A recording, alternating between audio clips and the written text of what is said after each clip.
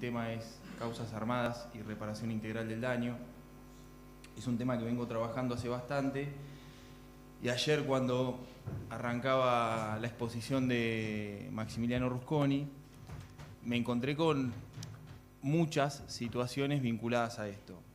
Y por ahí, para la ponencia va a estar en el QR, por ahí para retomar ciertos puntos que tocó el doctor, me parece importante resaltar que la idea o la noción de causas armadas es algo que circula continuamente en nuestro litigio, pero que no tiene abordaje o el suficiente abordaje de investigación. Uno, cuando busca trabajos, ponencias o ni hablar libros sobre este tema, encuentra alguna que otra gacetilla del CELS, de la CPM, con casos puntuales y siempre vinculado a lo que es la persecución policial a personas en particular. Ayer un colega comentaba que había ido a Plaza San Martín, en La Plata, y que estaban criminalizados la banda de Las Frazadas, creo que eran los chicos de Plaza San Martín, que es una de las modalidades de causas armadas, y es una modalidad que no voy a trabajar o no trabajé en esto porque me parecía importante desentrañar otras variables más diversas y que no se vinculan únicamente a lo que es la criminalización primaria y el trabajo de las fuerzas de seguridad en el territorio, sino que lo abordan, digamos, desde otras perspectivas más vinculadas a nuestro querido Poder Judicial. Y ni hablar que el poder político de turno. Entonces, como es un tema que vengo trabajando hace bastante, me tomé la libertad de sintetizar trabajos que ya tengo realizados. Uno es una clasificación de lo que serían, es aproximativa, ¿no? Causas armadas. Y otro es un trabajo más fino en cuanto a la investigación, de entrevistas a funcionarias y funcionarios judiciales que varían, digamos, en fuero y en etapas recursivas. O sea, entrevistamos gente de casación, tanto de defensoría como de los tribunales, de las salas, de la corte, juzgado de garantías y demás. Entonces, en un primer estadio tenemos esta clasificación, que son, al menos para mí, digo, y como decía, una aproximación, 6 posibles modalidades de causas armadas. Una primera modalidad, que sí está mucho más vinculada al territorio, digamos, son las causas que yo denominé silvestres. ¿Qué es esto de que se da de que un retén policial o una persecución para hacer número, y que nos encontramos a diario? ¿Y qué nos encontramos? Por eso decía la vinculación con el Poder Judicial, con la automatización o burocratización de esos procedimientos. Simple como herramientas para abordarlo, las declaraciones testimoniales de copy-pegue, la ausencia de motivos para ciertas persecuciones. Entonces, ahí nos encontramos con una de las modalidades de la causa silvestre, y por ahí las otras son más en procedimiento, ¿no? El famoso allanamiento, que le plantan droga, le plantan un arma, o las legitimaciones de los actuales policiales ilegítimos, que se trata un poco más de, por ahí, un caso de gatillo fácil o de torturas en la calle, que se les planta un arma justificando, o se les imputa un robo que ocurrió en lejanía, pero que tenían en llamado al 911 ahí. Y esta modalidad en particular tuvo mucho más repercusión cuando se modificó en la provincia el Código de Procedimiento 2007, si no me equivoco, que el piloto fue en Mar del Plata, con flagrancia. Y el avance de la flagrancia trae números estrepitosos. Digo, la respuesta al problema de hacinamiento y sobrepoblación que se habló ayer fue, por un lado, buscar vaciar las comisarías en primer término, con Berbinsky 1 en 2005, pero es una situación que fue denunciada en 2001 por el CELS. Y la segunda respuesta, que está vinculada directamente al procedimiento, fue la flagrancia. Entonces, del 82% que teníamos de personas privadas de la libertad preventivamente, pasamos a tener 52, 55%, que se mantuvo inalterablemente de 2011, 2012 a la fecha. Nosotros tuvimos de 2005 a 2007, 2008, una baja en la privación de libertad en la provincia de Buenos Aires. Creo que bajó del 33.000 personas a 28.000. Y acá, con esto, se elevó exponencialmente. Ya en 2016 estábamos hablando de 42.000 personas privadas de libertad y actualmente estamos cerca de las 58.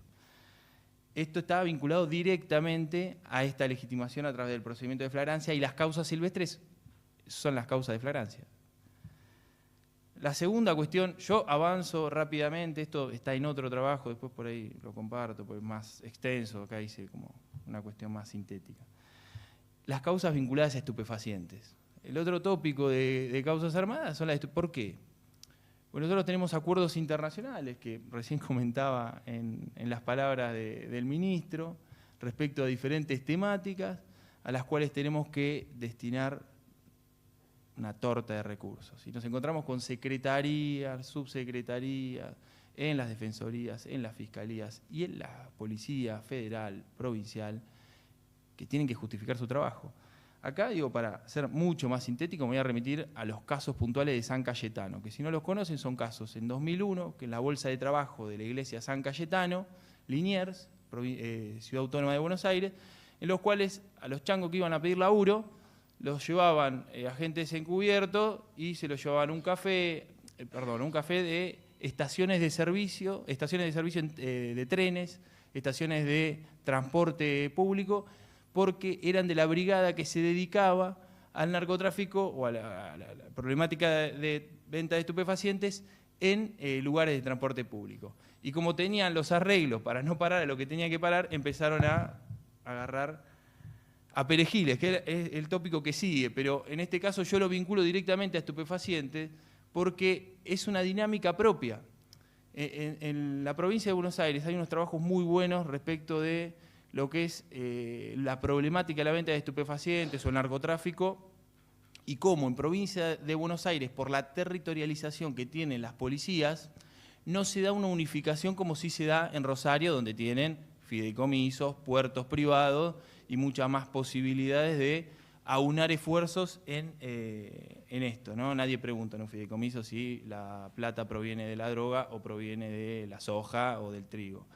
Entonces, en ese esquema, lo que se nos da en el territorio y en la cotidiana a los litigantes es causas armadas por estupefacientes continuamente, ni hablar de la criminalización a quienes producen para su consumo.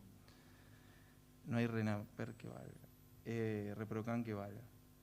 Después sigue la causa de los perejiles que ya adelantaba, y esto, acá tenemos el fallo Carrera o el fallo González Nievas de la Corte, que lo detallan perfectamente. De hecho, hay una película que hizo Piñeiro, se llama El Ratio Horror Show, que detalla todo perfecto de cómo se monta la causa un perejil y la necesidad que tiene de respuesta ante un delito de gravedad el Estado.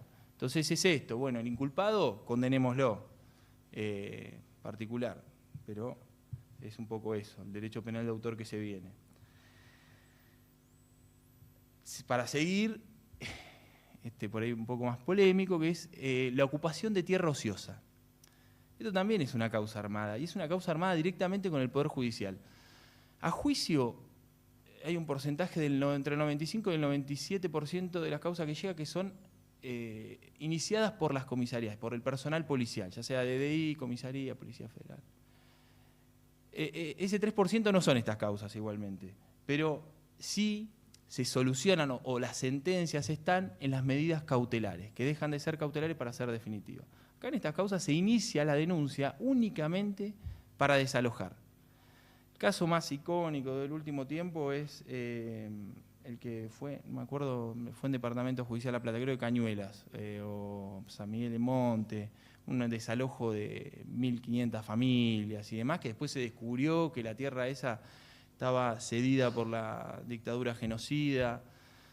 Ese tipo de investigaciones o de causas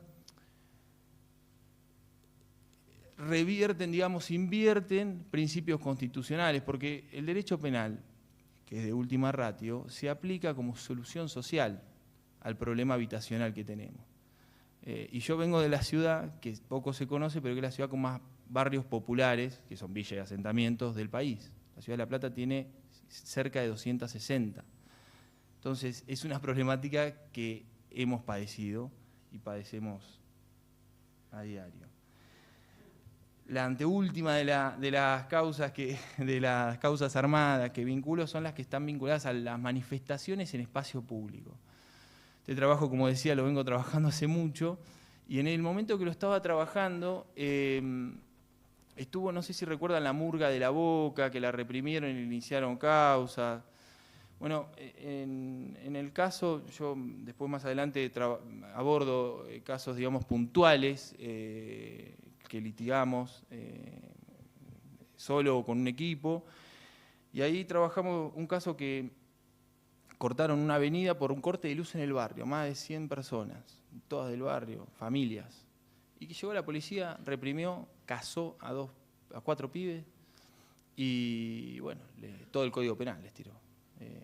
Y esto particular, porque esto se va a vincular al que sigue, la extorsión como abordada desde estas problemáticas, ¿no? En este caso era, no recuerdo bien, pero creo que era un vehículo que había pasado por el corte. Él dice que le había, o en realidad la policía escribió, porque después él dijo que no había sido así, le habían dicho que si no pagaba no pasaba, y con eso alcanzó para la tentativa de extorsión, que la estuvo preso a los chicos, que obviamente recibieron torturas y demás.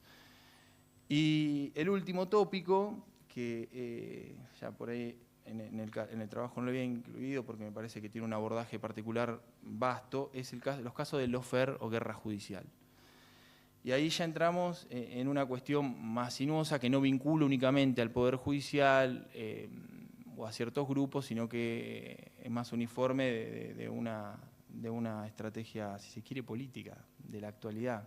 Esto ya estaba en los cables de la CIA en los 70 como debilitamiento de las democracias en América Latina, y tiene un abordaje, como decía, muy vasto. Incluso la Secretaría de Derechos Humanos de la Nación tiene bastante trabajado al respecto, yo ahí lo cito y pueden acceder, pero básicamente se trata de este neologismo de que, bueno, para disciplinar a rivales políticos o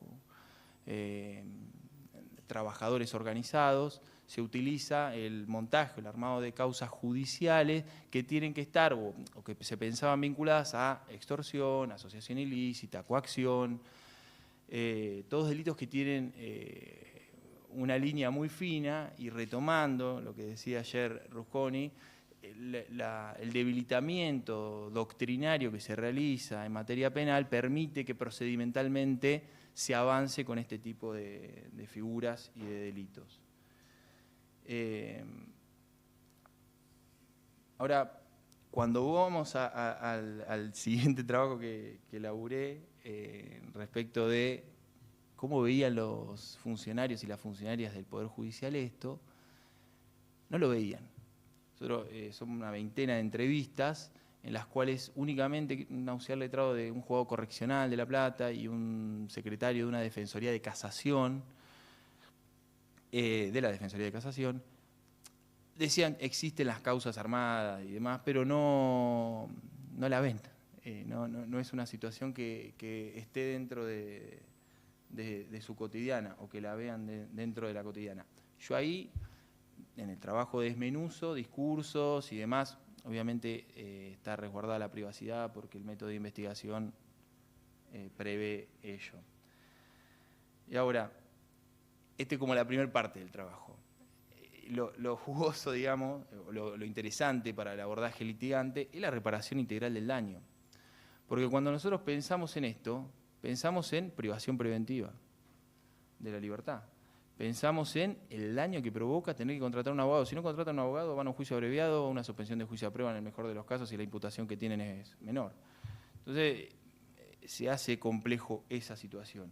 Y existe en el Código de Procedimiento un artículo particular que prevé una reparación integral y es dificultoso, que es el 477. El 477 prevé condena errada.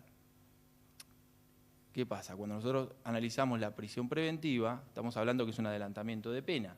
En definitiva, está siendo una condena errada.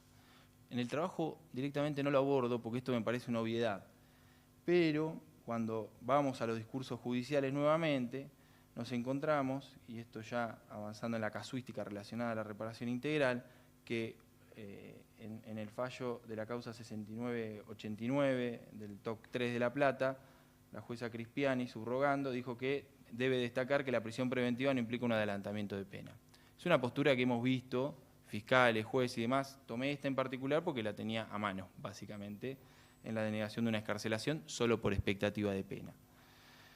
Entonces después está el abordaje de 3 casos en particular, un caso Perejil, un caso vinculado a la manifestación del espacio público que comentaba recién, y el caso de Feriantes, que es un caso de lawfare o guerra judicial.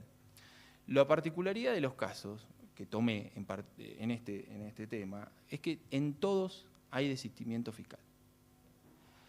No solo que hay desistimiento fiscal en juicio, obviamente, sino que en todos se presionó a la defensa para que arregle un juicio abreviado.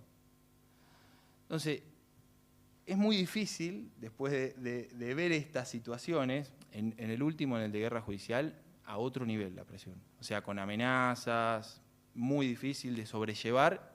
Está todo filmado, en algún momento haremos un documental al respecto. Y esas situaciones, digo, pensando en la reparación integral, ¿y cómo hacen la reparación integral? Las respuestas han sido tan diversas, porque en todos planteamos la reparación integral del daño. En todos nos dijeron que no porque correspondía al fuero contencioso administrativo. Hubo uno que no lo encontré, que me dijeron que no estaba presentado como actor civil cuando soy defensor. Así que lo que prevé es que se establezca la reparación integral de acuerdo al tiempo que llevó privado de la libertad preventivamente, o no debe ser menor al tiempo que llevó privado de la libertad preventivamente con el sueldo mínimo vital y móvil que estaba para ese momento indexado, obviamente, pero lo prevé como el mínimo. Después vos tenés daños morales, daños patrimoniales, que también está previsto. Entonces, desde esta perspectiva litigante que pensé el trabajo, y para ir cerrando, porque si no me van a cerrar el micrófono, entendemos que en el análisis de los sistemas punitivos, los sistemas no pagan, ¿no? Esta idea de Hannah Arendt, que en una de las clases que tuvimos de violencia institucional se mencionó y demás, es una idea que trabaja en el libro del juicio de Eichmann en Jerusalén, que tiene que ver con el concepto de la banalidad del mal. ¿Y qué es esta idea de la banalidad del mal? Esto de que los operadores de los sistemas que se pueden considerar malvados, en este caso el genocidio de la Alemania nazi, no tienen la concepción del daño que están haciendo y van progresivamente profundizando ese daño por mandatos, generalmente, pero también por la no problematización de esos conflictos. Y acá me parece importante resaltar esta cuestión que decía ayer Maximiliano Rusconi: el sistema no tenemos posibilidades de que se cambie desde adentro. Y tenemos una tarea desde el litigio, y el litigio estratégico en particular, que creo que va a ser importantísima en esa transformación. Y esto me parece un punto importante, porque la idea de pensar que la prisión preventiva no es un adelantamiento de pena, es la idea de pensar que los funcionarios y las funcionarias judiciales que dictan prisiones preventivas que no deben dictar no tienen consecuencias. ¿A quién le reclamaría el Estado el daño que tiene que pagar por una prisión preventiva, como por ejemplo en el caso de Feriantes, de 5 años, con torturas incluidas? Tienen un derecho de repetición contra los funcionarios. Entonces, no es menor estos planteos que creo que debiéramos encarar mucho más respecto de este articulito que, no sé, se les perdió ahí y tiene un valor importante en la litigación que llevamos adelante. Bueno, gracias.